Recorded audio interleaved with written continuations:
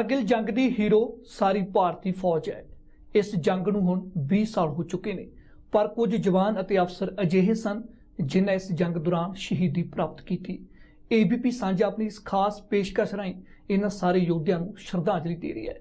इत्थे सब तो पहलां असीं गल करांगे कैप्टन विक्रम बत्रा दी, जिन्हें इस जंग दौरान शहीदी प्राप्त की अते शहीद होण उपरंत उन्हां नूं परमवीर चक्कर नाल सन्मानित किया गया।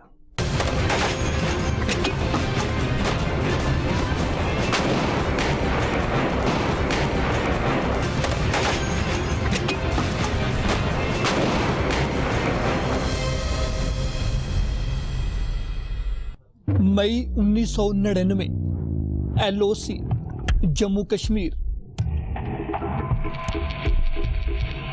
जम्मू कश्मीर विच एक गर्मियां दे दिन सन, बर्फ पिघल रही सी।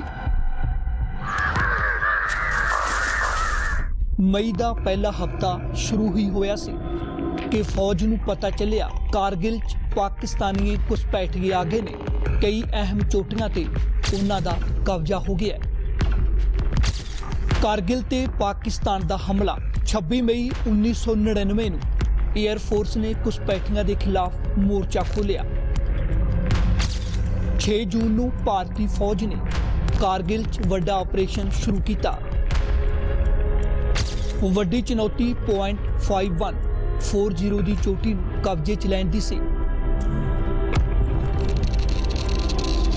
दुश्मनां दे कोलों इस चोटी नूं वापस लैण दी जिम्मेवारी मिली कैप्टन विक्रम बत्रा नूं। कैप्टन विक्रम बत्रा ने बहादुरी नाल लड़दियां .5140 ते तिरंगा लहरा दिता। ये उन्हां दी पहली जित सी, पर कैप्टन विक्रम बत्रा जानते सन कि उन्हां दी मंजिल कुछ होर है। उनके कमांडर ने उनसे ये पूछा था, कर्नल जोशी ने, कि विक्रम आप कैसा महसूस कर रहे हो अब? तो उन्होंने कहा था कि ये दिल मांगे मोर, जो कि पेप्सी का एक कमर्शियल स्लोगन है, लेकिन उसका अर्थ ही बदल दिया उन्होंने। उनका कहने का मतलब ये था कि वो अभी और चोटियां फतह करना चाहते हैं, उनके सिपाही और आगे बढ़ना चाहते हैं। विक्रम बत्रा दे पिता नूं अज भी एक एक गल याद है। वो दसदे ने कि किवें उन्हां दे बेटे ने ना सिर्फ अपने एक साथी की जान बचाई, बल्कि एक सूबेदार नूं इसलिए खतरे च नहीं पाया। वो शादीशुदा सन अते उन्हां दे बच्चे भी सन। उसे पीछे धकेला कि नहीं, आप पीछे हट जाओ, आप बाल बच्चेदार हो, और अगर आप शहीद हो जाते हैं तो आपके बच्चे अनाथ हो जाएंगे। और इतना कहकर वे उसे पीछे धकेलकर स्वयं आगे बढ़ गए। इस चोटी ते बैठ के दुश्मन लगातार नेशनल हाईवे नंबर 1 ते फायरिंग कर रहा सी, जिस दे चलदियां भारतीय फौज के काफले नूं निकलण च दिक्कत आ रही सी। यही कारण सी कि भारतीय फौज नूं छेती तो छेती इस चोटी नूं जितना सी, जिस नूं जित के कैप्टन विक्रम बत्रा ने विखाया भी।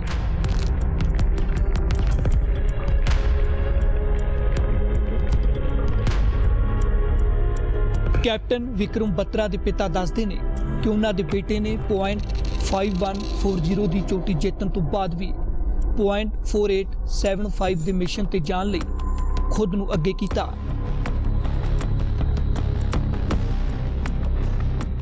उनके दिल में यही हसरत थी कि मैंने जीत किसी भी कीमत पर हासिल करनी है, और उन्होंने स्वयं को वहाँ पर भी अपने आप को वॉलंटियर किया आगे जाने के लिए। उनके साथी सैनिक भी यही चाहते थे। उनको बहुत ज़्यादा कॉन्फिडेंस था अपने कमांडर कैप्टन विक्रम बत्रा में। कैप्टन विक्रम बत्रा ना सिर्फ इस मुश्किल चोटी ते चढ़े, बल्कि भयानक गोलीबारी दे विच इकल्लियां ही 5 घुसपैठियां नूं मार मुकाया।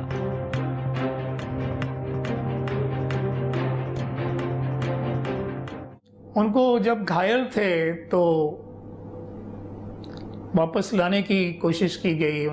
उनसे कहा गया कि अब आप वापस आ जाइए, तो उनका यही कहना था, नहीं, मुझे वापस नहीं जाना है, और अंतिम सांस तक वो लड़ते रहे। ਕੈਪਟਨ ਵਿਕਰਮ ਬੱਤਰਾ ਨੂੰ ਬਹਾਦਰੀ ਨਾਲ ਲੜਨ ਬਦਲੇ ਸ਼ਹੀਦੀ ਉਪਰੰਤ ਪਰਮਵੀਰ ਚੱਕਰ ਨਾਲ ਨਿਵਾਜਿਆ ਗਿਆ। ਵਿਕਰਮ ਬੱਤਰਾ ਸ਼ੇਰ ਸ਼ਾਹ ਸਨ।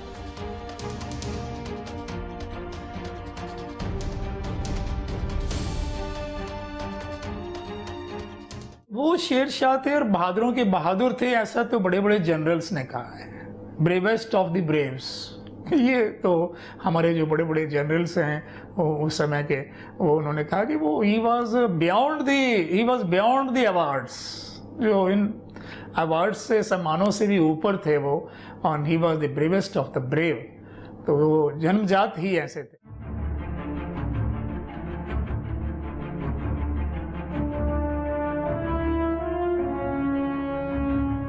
ਵਿਕਰਮ ਦਾ ਪਰਿਵਾਰ ਮਾਣ ਮਹਿਸੂਸ ਕਰਦਾ ਹੈ ਕਿ ਉਹਨਾਂ ਦੇ ਬੇਟੇ ਨੇ ਦੇਸ਼ ਅਤੇ ਸਮਾਜ ਵਿੱਚ ਆਪਣੀ ਬਹਾਦਰੀ ਨਾਲ ਬਹੁਤ ਵੱਡਾ ਮਾਣ ਸਨਮਾਨ ਦਿਵਾਇਆ ਹੈ।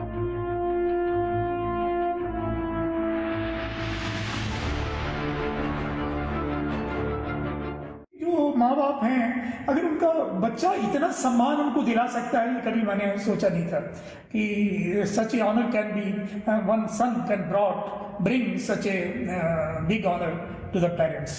तो जो है 20 साल में काफ़ी सम्मान हमें प्राप्त हुआ और किसी प्रकार का कोई हमें गिला नहीं है।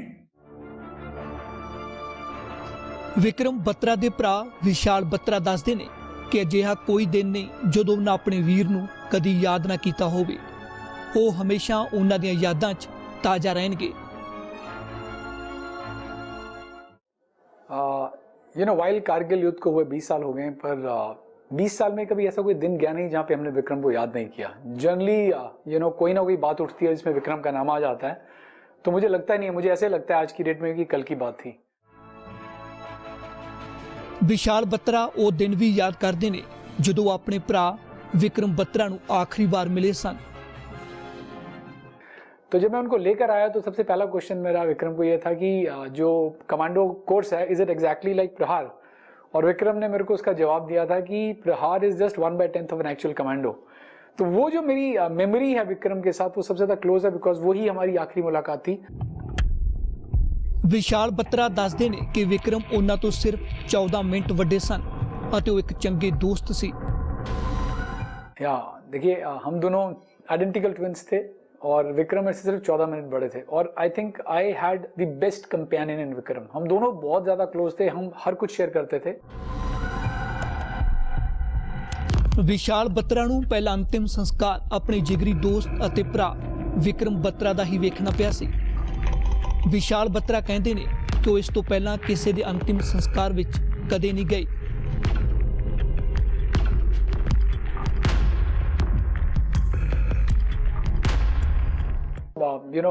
मैंने उससे पहले कभी क्रिमेशन अटेंड नहीं किया था, और जब हम विक्रम को क्रिमेशन ग्राउंड में लेकर गए तो my father told me that you have to lit the fire.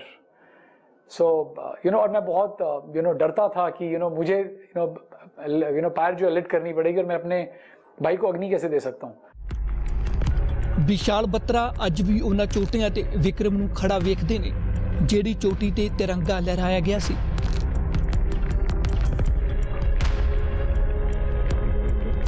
तो आज की डेट में भी ठीक है, वो फिजिकली आपके पास नहीं है, बट शायद उनका जो उन्होंने पूरी ब्रेवरी के साथ चोटियों को कैप्चर किया था, वो आज भी हमारी लाइफ में बिल्कुल एकदम सामने विजिबल है।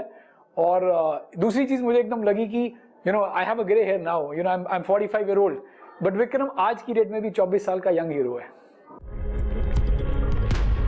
ਚਾਹੇ ਵਿਕਰਮ ਬੱਤਰਾ ਅੱਜ ਸਰੀਰਕ ਰੂਪ ਵਿੱਚ ਨਹੀਂ, ਪਰ ਉਹ ਹਮੇਸ਼ਾ ਪਰਿਵਾਰ ਅਤੇ ਦੇਸ਼ ਦੀਆਂ ਯਾਦਾਂ 'ਚ ਜ਼ਰੂਰ ਰਹਿਣਗੇ। ਇਸ ਮਹਾਨ ਸੂਰਬੀਰ ਨੂੰ ਅੱਜ ਹਰ ਦੇਸ਼ਵਾਸੀ ਯਾਦ ਕਰ ਰਿਹਾ ਹੈ।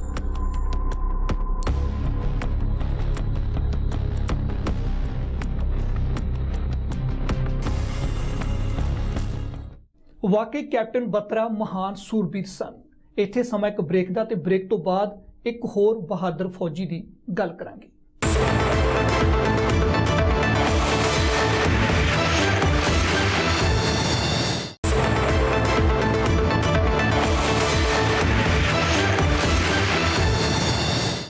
सूबेदार मेजर योगेंद्र सिंह यादव, जिन्हां नूं परमवीर ਚੱਕਰ ਨਾਲ ਸਨਮਾਨਿਤ ਕੀਤਾ ਗਿਆ, ਇਹ ਸੂਬੇਦਾਰ ਮੇਜਰ ਯੋਗਿੰਦਰ ਸਿੰਘ ਯਾਦਵ ਹੀ ਸਨ, ਜਿਨ੍ਹਾਂ ਦੀ ਅਹਿਮ ਜਾਣਕਾਰੀ ਨੇ ਵੱਡੇ ਮਿਸ਼ਨ ਨੂੰ ਫਤਿਹ ਕਰਨ 'ਚ ਅਹਿਮ ਭੂਮਿਕਾ ਨਿਭਾਈ।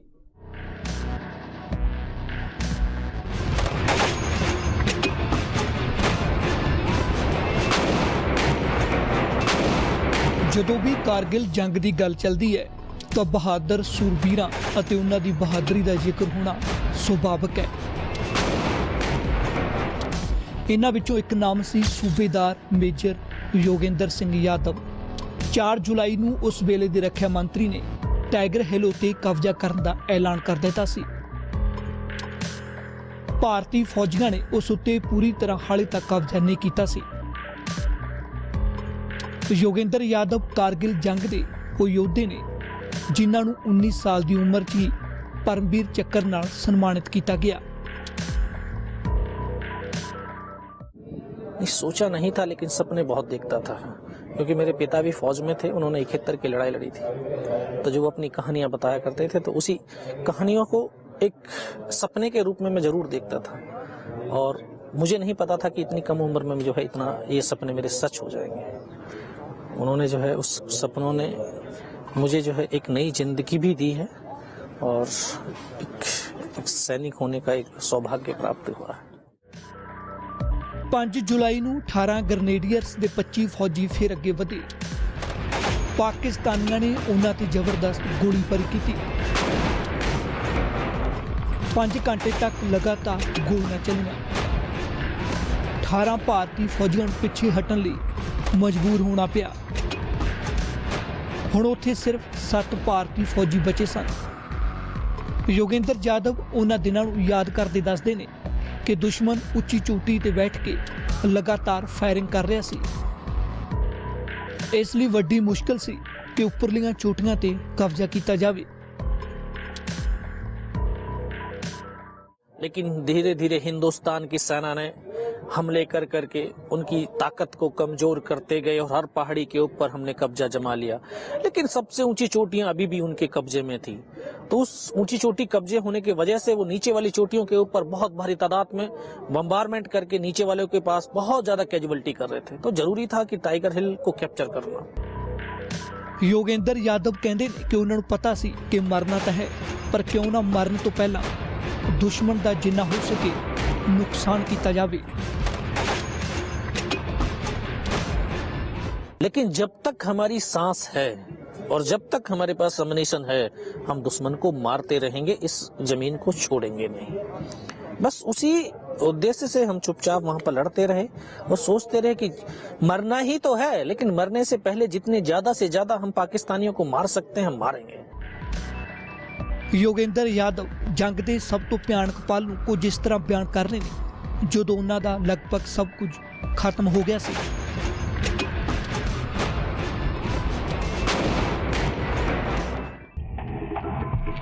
ਬੇਹੋਸ਼ੀ ਦੀ ਹਾਲਤ ਵਿੱਚ ਯਾਦਵ ਨੇ ਪਾਕਿਸਤਾਨੀ ਫੌਜੀਆਂ ਨੂੰ ਸੁਣਿਆ ਕਿ ਪਾਕਿਸਤਾਨੀ ਵਾਇਰਲੈਸ ਤੇ ਗੱਲ ਕਰ ਰਹੇ ਸਨ ਕਿ ਇੱਥੋਂ ਪਿੱਛੇ ਹਟੋ ਅਤੇ 500 ਮੀਟਰ ਹੇਠਾਂ ਭਾਰਤ ਦੇ MMG बेस ਤੇ ਹਮਲਾ ਕਰੋ। हमारा एक नीचे पोस्ट था 500-600 मीटर नीचे MMG पोस्ट। टाइगर हिल की बगल में ही जो है मस्को वैली है। उन्होंने उसको कॉल किया। जैसे सेट पे पास कर रहे थे तो मुझे आवाज़ सुनाई दी। तब मुझे लगा कि यार आज मेरी पूरी टुकड़ी खत्म हो जाएगी।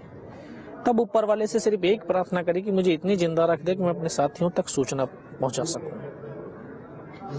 काफ़ी देर के बाद उन्होंने फिर बूट की ठोकरें गालियाँ बहुत कुछ दिया। फिर लास्ट में बोले इनके वेपन उठा लो। तो उनका जो है आकर के गोलियां मार कर रहा था, दूसरा वेपन उठा रहा था। फिर भी आकर के उसने उसी रोटेशन से गोलियां मारी। फिर भी मेरी बाजू में नीचे 3-4 जगह गोली मारी और लास्ट में जब उसने बैरल करी सीने की तरफ तब लगा यार अब नहीं बचेगा। लेकिन यहाँ पर पीछे से पैंट पूरी फट गई थी चलते चलते पहाड़ियों में। तो यहाँ पे पर्स रखा था, पर्स में गिलट के 5-5 रुपए के कुछ सिक्के भी पड़े हुए थे। बस बचाने वाला वो था। ਉਦੋਂ ਤੱਕ ਯੋਗਿੰਦਰ ਯਾਦਵ ਦਾ ਬਹੁਤ ਖੂਨ ਵਹਿ ਚੁੱਕਿਆ ਸੀ ਅਤੇ ਉਹਨਾਂ ਨੂੰ ਹੋਸ਼ ਵਿੱਚ ਬਣੇ ਰਹਿਣ 'ਚ ਵੀ ਦਿੱਕਤ ਹੋ ਰਹੀ ਸੀ। ਉੱਥੇ ਇੱਕ ਨਾਲਾ ਵਹਿ ਰਿਹਾ ਸੀ। ਉਹਨਾਂ ਨੇ ਉਸੇ ਹਾਲਤ 'ਚ ਉਸੇ ਨਾਲੇ 'ਚ ਛਾਲ ਮਾਰ ਦਿੱਤੀ।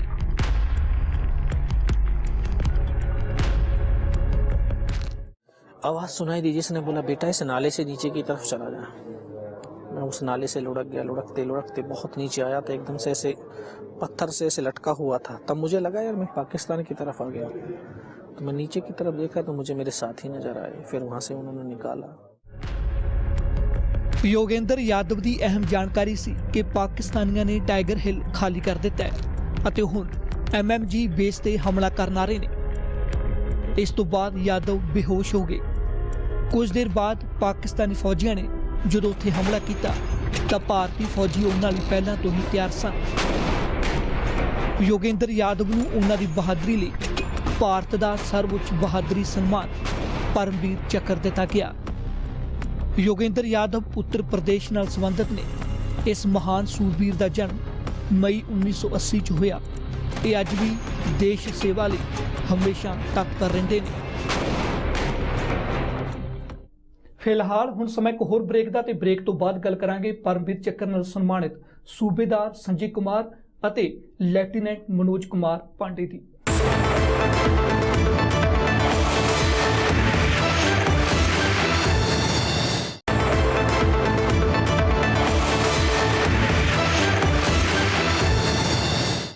कारगिल जंग के हीरो सूबेदार संजय कुमार ਅਤੇ ਲੈਫਟੀਨੈਂਟ ਮਨੋਜ ਕੁਮਾਰ ਪਾਂਡੇ ਜਿਨ੍ਹਾਂ ਨੂੰ ਪਰਮਵੀਰ ਚੱਕਰ ਨਾਲ ਸਨਮਾਨਿਤ ਕੀਤਾ ਗਿਆ। ਸੰਜੇ ਕੁਮਾਰ ਅੱਜ ਵੀ ਦੇਸ਼ ਦੀ ਸੇਵਾ ਕਰ ਰਹੇ ਨੇ, ਪਰ ਮਨੋਜ ਕੁਮਾਰ ਪਾਂਡੇ ਇਸ ਜੰਗ ਦੇ ਵਿੱਚ ਸ਼ਹੀਦੀ ਪ੍ਰਾਪਤ ਕਰ ਗਏ ਸਨ।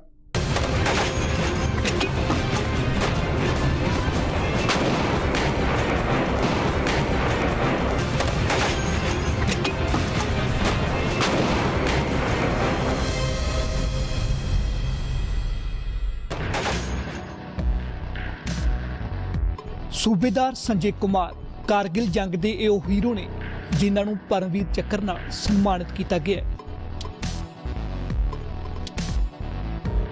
ਇਸ ਸੂਰਬੀਰ ਨੇ ਗੋਲੀਆਂ ਲੱਗਣ ਮਗਰੋਂ ਪਾਕਿਸਤਾਨੀ ਫੌਜੀਆਂ ਨੂੰ ਮਾਰ ਸੁੱਟਿਆ ਸੀ।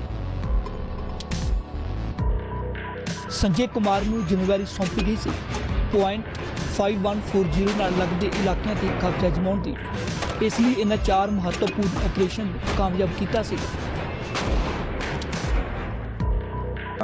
4 महत्वपूर्ण जो एक ऑपरेशन थे उनको ये कामयाब बनाया था, जो कि फर्स्टली जैसे कि आपने यादव जी से देखा कि जो तोरोलिंग वाला इलाका था उसको लेने के बाद जो आगे का जो इलाका था हम पर ओकिनाप और .5140 करके जो उसी से लगता हुआ इलाका था तोरोलिंग से आगे। सेकंड राइफ और 18 नेटिव ने जब ये इलाका क्लियर कर दिया तो उसको हमने वहाँ से रिलीफ करके उनको वापस भेज दिया और हम लोग उनका जगह लेके आगे का जो इलाका था उसको क्लियर करना था। संजय कुमार उपरली चोटी ते पहुंचना चाहते सन कि पाकिस्तानी फौजी वार-वार फायर खोल रहे सन। नतीजा संजय कुमार के 2 साथी शहीद हो गए, पर संजय कुमार लड़ते रहे। 6 जवान थे, हम आगे फिर निकल गए तो वहां पे जाके हमें संगड़ के ऐसे नीचे उतरना था, दोबारा ऊपर चढ़ना था। जब ऊपर चढ़ने लगे तब लेफ्ट साइड से फायर आया अचानक से, तो मेरे जो 2 साथी थे परवीन और श्याम वो दोनों शहीद हो गए। हम लोग भी जहाँ थे वहीं लेट गए, क्यों पत्थर था, पत्थर में लेट गए। 6 में से 4 रह गए। 4 रह गए। 4 में से भी 3 हम जख्मी हो गए, 1 सेफ रह गया हमारे। अभी तकरीबन आधे घंटे तक उसने हमें मौका नहीं दिया कि आप फायर करें, क्योंकि हम नीचे थे। हमें जब तक आइडिया नहीं लग रहा था कि वो उसकी पोजीशन कहाँ पे है, कितने हैं, क्या है, कुछ नहीं लग रहा। जब आधे घंटे के बाद उसने फायर सभी इलाके में फायर को रखा जहाँ जहाँ उसको पता था कि यहाँ फौज है, तो जब हम उठे नहीं, ना हिलाए, ना डुले, ना उसकी आप कोई फायर का जवाब दिया, ना आवाज का जवाब दिया, तब उसने आइडिया लगाया कि ये मर गए हैं। तब उसने अपनी जगह छोड़ी। पहाड़ी ते कब्जा करने तो बाद 2 घंटे तक संजय ते उसके साथी जिंदा लाश वांग पए रहे। उस वेले सिर्फ इन्ना ध्यान से कि कोई भी गोली छाती या तड़ नहीं लगी। लत्तां ते बाहां च लगियां गोलियां कारण वो बचे हुए सन। और जब उसने अपनी जगह छोड़ी तो उसे पाँव से जब ऊपर चढ़ेगा तो पत्थर तो निकलेंगे ही। पत्थर से तो जब थोड़ी सी आवाज आना शुरू हुई तो हमें आइडिया लग गया कि ये अभी ऊपर चढ़ रहा है और ये हमारे ऊपर एम लेके फायर नहीं कर सकता। तब फिर हम अपनी जगह से उठे और फायर खोल दिया। तो वो 2 थे, दोनों के दोनों मारे गए। जो संगड़ था वो भाग गए, संगड़ वाले भाग लिए, क्योंकि उनको लगा कि अभी ये और ज्यादा फौज आएगी इनकी दूसरी साइड से हमारे साथियों को मारने वाले, और वो घबरा के भाग लिए। हम लोग वही सेम कार्रवाई करते, क्रॉलिंग करते ऊपर पहुंचे। संगड़ में ग्रेनेड फेंका, कोई कुछ नहीं, फायर किया, फिर अंदर जाके चेक किया तो उनकी डेड बॉडीज थी, बाकी कुछ नहीं था। ਸੰਜੇ ਕੁਮਾਰ ਦੱਸਦੇ ਨੇ ਕਿ ਉਹਨਾਂ ਸ਼ੁਰੂ ਤੋਂ ਅਖੀਰ ਤੱਕ ਦੁਸ਼ਮਣਾਂ ਤੇ ਦਬਾਅ ਬਣਾਈ ਰੱਖਿਆ ਅਤੇ ਉਹਨਾਂ ਨੂੰ ਮੁੜ ਸੰਭਲਣ ਨਹੀਂ ਦਿੱਤਾ ਸੀ। दोबारा रीसेटलमेंट होने के लिए टाइम नहीं दिया हमने उनको, या उनका पीछे से ट्रुप्स आने के लिए इंतजार नहीं करने दिया। तो हमने जैसे प्रेशर बनाते गए वैसे वैसे वो भागना शुरू कर दिया और संगड़ खाली करके भाग लिए। हम संगड़ में गए, वही जो गन्ने उठाई हुई थी वही वहाँ पे सेट की और नीचे के इलाके को देखने लगे। तो काफ़ी देर के बाद जाके वो हमें वहाँ पे मिले तो दोनों मारे गए वो भी। तो हमने तकरीबन 10 साढ़े 10 बजे कार्रवाई शुरू की थी और 5:30 बजे तक हमने फिनिश किया था ये। तो उसमें 2 जवान हमारे शहीद हुए थे और 8 जवान हम इंजर्ड हुए थे उसमें, क्योंकि डे का।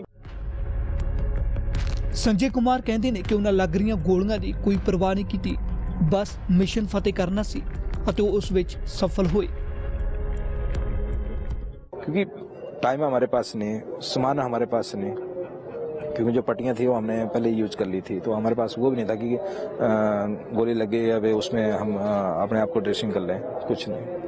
तो 1.5-2 घंटे के बाद वो भी डॉक्टर साहब पीछे से आए थे, तब उन्होंने आके ट्रीटमेंट दिया था।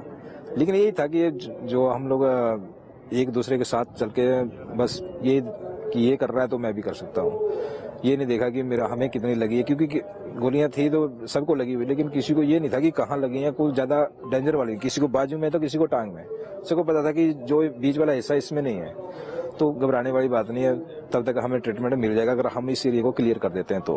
तो आसानी से 5:15 बजे हमने खत्म कर दिया था। 10-15 मिनट के बाद हमारे पास तकरीबन हमारा पीछे वाला ट्रुप्स आ गया, मेडिकल ट्रीटमेंट मिल गया। ਸੰਜੇ ਕੁਮਾਰ ਦੀ ਬਹਾਦਰੀ ਤੋਂ ਬਾਅਦ ਹੁਣ ਅਸੀਂ ਇੱਕ ਹੋਰ ਸੂਰਬੀਰ ਪਰਮਵੀਰ ਚੱਕਰ ਨਾਲ ਸਨਮਾਨਿਤ ਲੈਫਟੀਨੈਂਟ ਮਨੋਜ ਕੁਮਾਰ ਪਾਂਡੇ ਨੂੰ ਨਹੀਂ ਭੁੱਲ ਸਕਦੇ। ਮਨੋਜ ਕੁਮਾਰ ਪਾਂਡੇ ਦਾ 25 ਜੂਨ 1975 ਨੂੰ ਜਨਮ ਹੋਇਆ। 3 ਜੁਲਾਈ 1999 ਨੂੰ ਮਨੋਜ ਕੁਮਾਰ ਪਾਂਡੇ ਸ਼ਹੀਦ ਹੋਏ। Manoj 1st battalion 11 Gorkha rifles ਦੇ ਅਫਸਰ ਸਨ। ਜੁਬਾਰ ਟੌਪ ਤੇ ਦੇਸ਼ ਲਈ ਲੜਦੇ ਹੋਏ ਮਨੋਜ ਕੁਮਾਰ ਪਾਂਡੇ ਸ਼ਹੀਦ ਹੋਏ ਸਨ।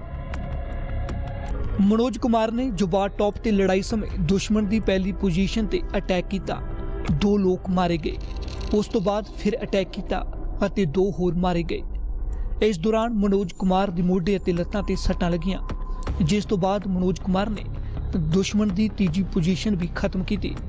ਆਪਣੀ ਜਾਨ ਦੀ ਪਰਵਾਹ ਨਾ ਕਰਦਿਆਂ ਮਨੋਜ ਅੱਗੇ ਵਧਦਾ ਗਿਆ ਅਤੇ ਗ੍ਰਨੇਡ ਨਾਲ ਚੌਥੀ ਪੋਜੀਸ਼ਨ ਵੀ ਤਬਾਹ ਕਰ ਦਿੱਤੀ। ਇਸ ਦੌਰਾਨ ਇਸ ਬਹਾਦਰ ਅਫਸਰ ਦੇ ਮੱਥੇ ਤੱਕ ਗੋਲੀਆਂ ਲੱਗੀਆਂ। ਨਾ ਛੋੜਨ ਨੂੰ ਮਨੋਜ ਕੁਮਾਰ ਦੇ ਅਖੀਰਲੇ ਸ਼ਬਦ ਸਨ, ਜਿਸ ਦਾ ਮਤਲਬ ਸੀ ਦੁਸ਼ਮਣ ਨੂੰ ਨਾ ਛੱਡਿਆ ਜਾਵੇ। ਇਸ ਬਹਾਦਰ ਸੂਰਬੀਰ ਨੇ ਸ਼ਹਾਦਤ ਦਾ ਜਾਮ ਪੀਤਾ। ਮਨੋਜ ਕੁਮਾਰ ਨੂੰ ਇਸ ਬਹਾਦਰੀ ਬਦਲੇ ਪਰਮਵੀਰ ਚੱਕਰ ਨਾਲ ਸਨਮਾਨਿਤ ਕੀਤਾ ਗਿਆ। ABP ਸਾਂਝਾ ਕਾਰਗਿਲ ਦੇ ਇਹਨਾਂ ਹੀਰੋ ਨੂੰ ਸ਼ਰਧਾਂਜਲੀ ਭੇਂਟ ਕਰਦਾ ਹੈ।